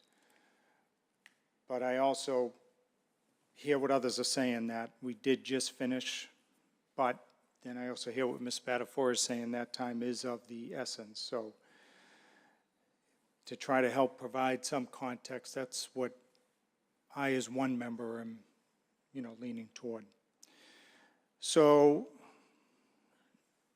let's see, it looks like I caused some more lights here to turn on. Let's go to Mr. Bernard, and then we'll go to Ms. Horty. Thank you, Mr. Chair. I mean, I'm kind of the same mind where I'm kind of have that split decision between, out of the three candidates, I've got two candidates that really kind of step forward in my brain. While I would go and love, and also I'm trying to go and also keep in the forefront that while I'd love for an opportunity to go and talk with constituents and go and offer them a chance to go and weigh in, due to restrictions with open meeting law, and we don't want to go and lose one of the other ones that might be having to go and make a contract decision or get offered another position. We don't want to lose someone that's really good to that. The two that I'm kind of leaning towards, and I'm just going to go and say names because I think we're at this point where we need to, is, you know, initially I was leaning towards Mr. Teixeira, but Dr. Sippel really kind of impressed me tonight. And I understand that, yes, we want to go and have someone that has a really good understanding of how Malden is, how it works. I don't know if he's really got the chops, and I'm just a little bit, I mean, if I'm weighing him right now, I could be convinced to go either way, but I'm really kind of leaning more towards Dr. Sippel. I just think that he's just got a little bit more chops and I like his ideas. He was able to provide clear examples for everything. And unprompted a lot of the time. Say, let me tell you how this went. And that the question that I asked about, you know, tell me about a failure, and that he had one ready. It wasn't a real big thing for him. He's like, yeah, I've got something I can go and I can show that, you know, I moved forward with something and I learned a really important lesson. And I think it's one that we've seen here several times where we go forward with a program and it fails, and then there wasn't enough, there wasn't enough communication between the stakeholders. There wasn't enough communication,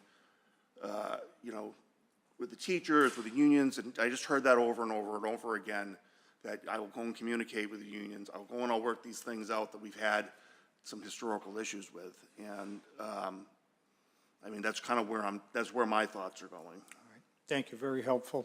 Ms. Horty. Thank you. I'm just gonna go out and tell you all what I'm thinking. I'm not gonna sort of dance around here. Nope, I will not sugarcoat it. I walked in here also thinking that Mr. Teixeira was the best candidate. Dr. Sippel was fantastic. He has experiences that we will not be able to match with any other candidate. I am confident in that. So I agree with you, Mr. Mayor, that I think that there is a little bit of an edge with Mr. Teixeira, but I also think my one reservation for him is that not having had that like assistant superintendent position or superintendent position, that I would want to make sure he was given an extra level of support if he was the person that we put through for the candidate. I know that, I imagine through MASC or one of those programs that he would have, you know, a superintendent mentor or someone like that. That's my only concern. I also wanted to point out that there were a couple times during the interview, especially with something that I noticed with Mr. Texera is, you know, it was a stressful moment when we started. Interpreter services weren't working, some things like that. Both of these candidates were incredibly calm and handled the situations very calmly. And I feel like I have a qualification to say that.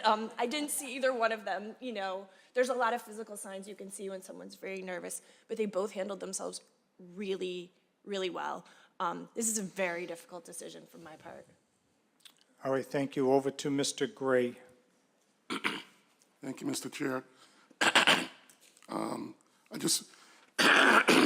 just want to put out or confirm a clarification of the rules. Regardless of who each and every one of us prefers, if I remember correctly, the rule is the first one to gain a majority wins, period. Yes. So just be aware of that. I think, I'm not sure if the newer members are aware of that rule.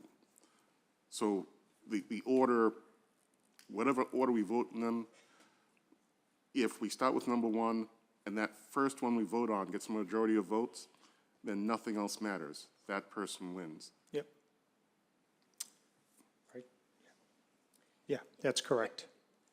Go ahead, Ms. Spatafora. Just for clarity, the discussion right now, just as a discussion, there's Right. been no No motions. motions. Yeah, I just wanted to make that clear, just, especially for those, no, just for those watching at home. I mean, in a sense, this is open discussion. Yeah.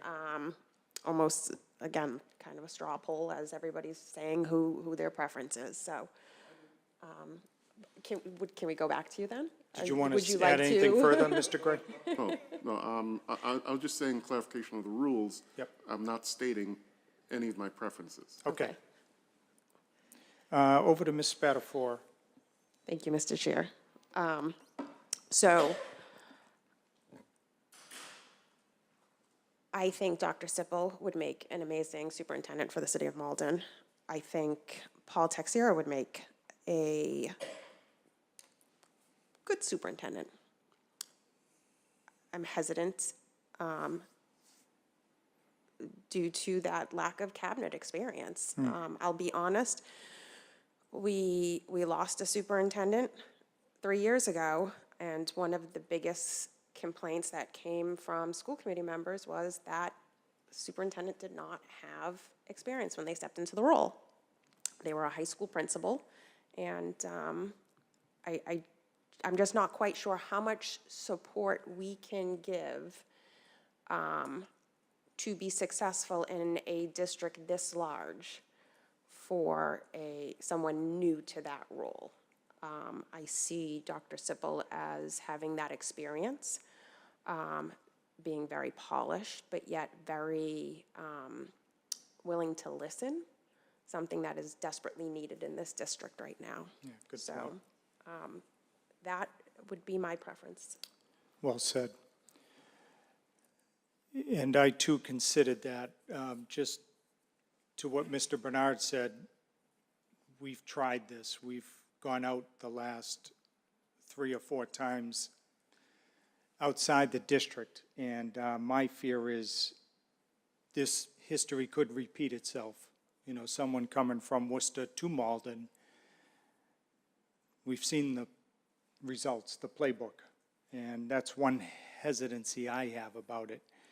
Whereas, again, we have this unique opportunity of someone that came up through the system, he knows the district well, and not having the experience that Ms. Spatafora mentioned could be made up by the fact that he's well-known here in our community, which I think would give him a distinct advantage that Dr. Sippel might not have coming in. So that's one angle that I see from my perspective. But I totally respect what Ms. Spatafora is saying. He was quite impressive, but I just keep going back to something that we've always said, which is, wouldn't it be great to have someone that has been connected to our district and our city have the opportunity to lead it one day? Anybody else? Again, we can keep discussing. You haven't seen Ms. Macklin. No hand raised, right? No. Let's go to Ms. Rose Zyberg. Thank you, Mr. Chair. Just to echo the same, I keep going back and forth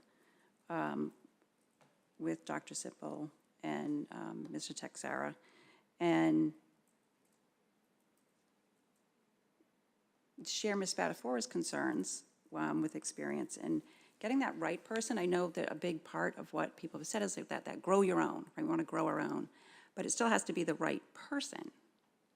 And I hear that, okay, we've had problems before with going outside, but I also do like to just look at each individual and say that I can't, as much as saying, okay, we're going to get one because we're going to grow our own, well, we're really restricting something there. We're putting that up as something, then we wouldn't have looked at almost anybody then, right? So I toy with that, so that's what, those were my two top. And I do keep going back and forth and could, I think like Mr. McCarthy said, I'm right now going like, okay, I can do my pros and cons for each person.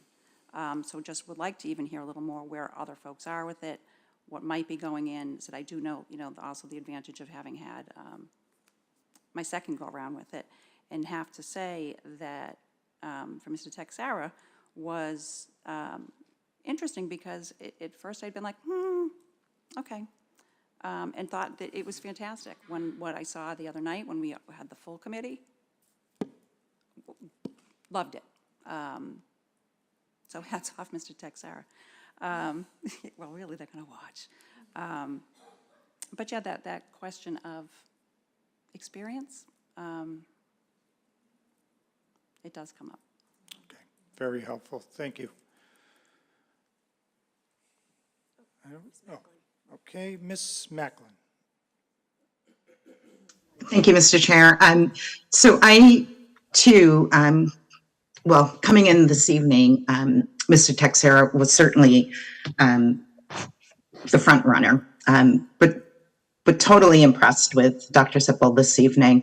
And my fear is if we delay and Lawrence deliberates tomorrow, we may not have the opportunity to have him lead our district. So that's a huge concern for me. And I'd be willing to, this evening, just take a vote, or I don't know if we make the motion to take a vote. But I don't think time is on our side.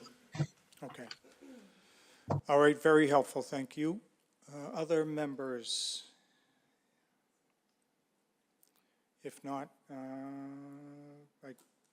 any motions or nominations, I guess? Is that the right verbiage, Madam Clerk? Any nominations? Let's go to Mr. Drummy. I nominate Mr. Texera.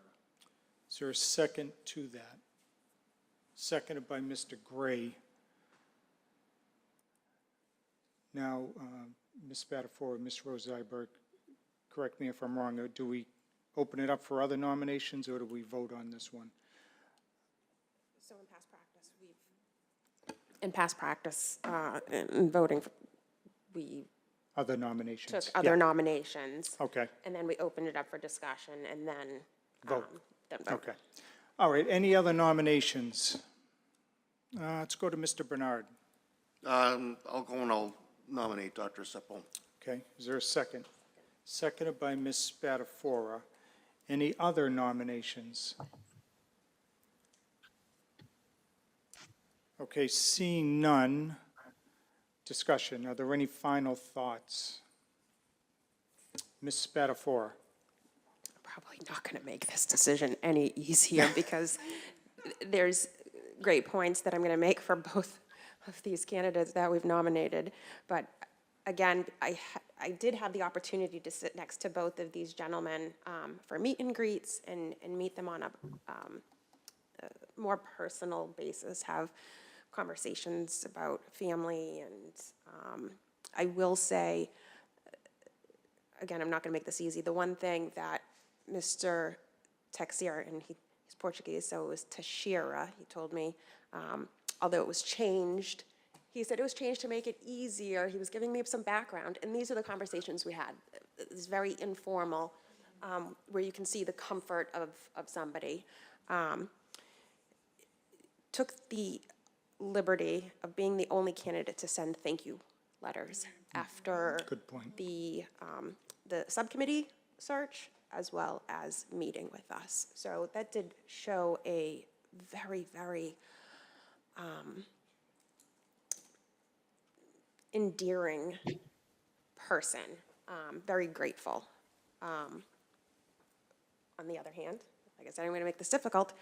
Having sat with Dr. Sippel, he had a tablet with him, and he wrote the name of every single person that asked a question and made a note to refer back to that person by their name. I thought that, too, was very cognizant of the people he's going to be working with, making sure that he is at a level of really getting to know you. And I think he brought that up in regards to trying to learn the names of the students in a school. So I feel, I just wanted to, as we're going to, come to a vote, that I guess where I'm going with that is I think both of these candidates, we're very lucky to have the selection put before us. Agreed. But I would say I could very well see Dr. Sippel hitting the ground running. There's going to be no learning curve. And again, I think what this district needs desperately is a leader that is polished, ready to get into the classroom, ready to work with the educators, to feel valued. I'm not saying that Mr. Teixeira would not do that. I just see more experience, and that says a lot. All right, thank you. Over to Ms. Horty. I'm not making this any easier on myself either, just so you know, because as you were talking, Ms. Spadafora, I was thinking about the fact that from my research, if anyone has seen anything else, please correct me. I thought I was supposed to call him Mr. Teixeira and then was corrected. So Mr. Teixeira is okay, right? Or no, it's not okay. He goes by Teixeira, Paul Teixeira, but we had a conversation on, because his background is English, he's an L director. So he's working with students that are Portuguese, and gave me a little background on himself and how the name has changed and how many names changed. So, but Paul Teixeira. Okay. One of the things that I noticed was that he wasn't, I want to put this properly, he's not looking for a superintendent position, he's looking to be the Malden superintendent. And I don't think that that was what we got from other candidates. In other words, he's applied here. I'm pretty sure from the looking around that I did that all of our other candidates applied to multiple places. Now, that's not meant to reduce what they're doing in any way, but that also is showing a very specific, to me, a very specific feeling towards our city from him. And I wanted to put that out there as something that we should all think about while we're making this really difficult decision. Thank you. Seeing no other lights, we have 2 nominations, Madam Clerk. And shall we proceed forward? And Madam Clerk, for you, each member should state the name? Okay. Yeah, let me see if I can, hold on one sec. I want to see if I can get all these lights on. Everybody got a quarter. You got a quarter.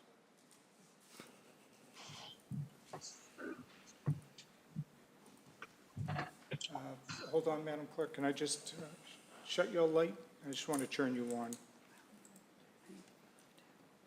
Can you just hit the button? Now let me turn it on. Now hit it.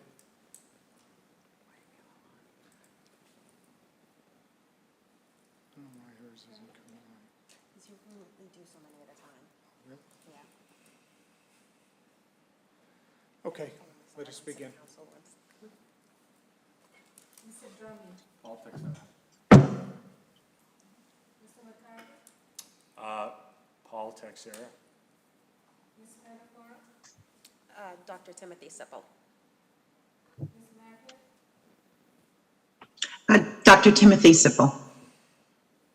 Ms. Horton, Dr. Timothy Sippel. Mr. Green, Paul Texera. Mr. Bernard, Dr. Sippel. Ms. Rose Seibert, Dr. Sippel? Mayor Christensen. Paul Texera.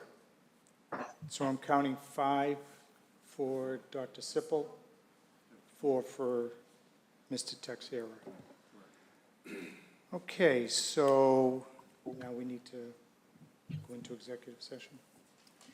Yeah, we're going to authorize you to Yeah. conduct.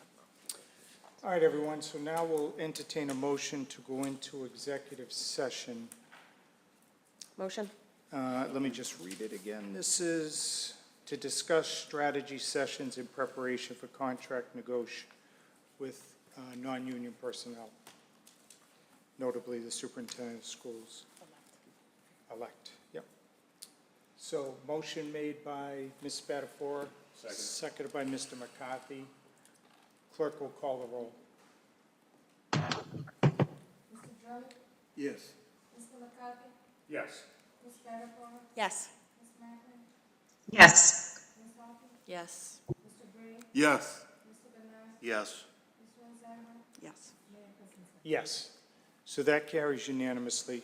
We're now going to go into executive session to discuss contract negotiations. We may or may not come out, we most likely will not come out with any action needed in public. All right. Does Mr. Kuchar come with? No. Okay. Thank you, Fox Translation. Have a good evening. Ms. Macklin, you have the exec session link. I do have the link. I'll meet you over. Thank you. We should get Howard, right? Yeah. Thank you. Hi, Glenn.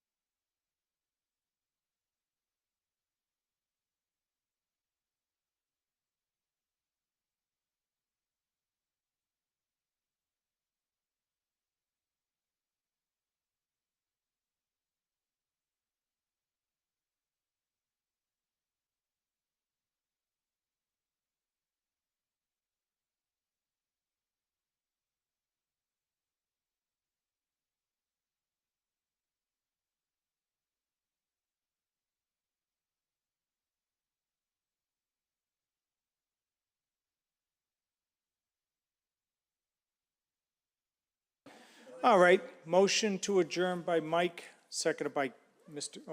Bernard. Is anybody here? No, Keith. Do we have to roll call it? Because she was on Zoom, or no? She's gone now, right? We don't have to roll call Okay. because she is no longer. Right. So all those in favor say aye. Aye. Anybody opposed? The ayes have it. The school committee is hereby adjourned.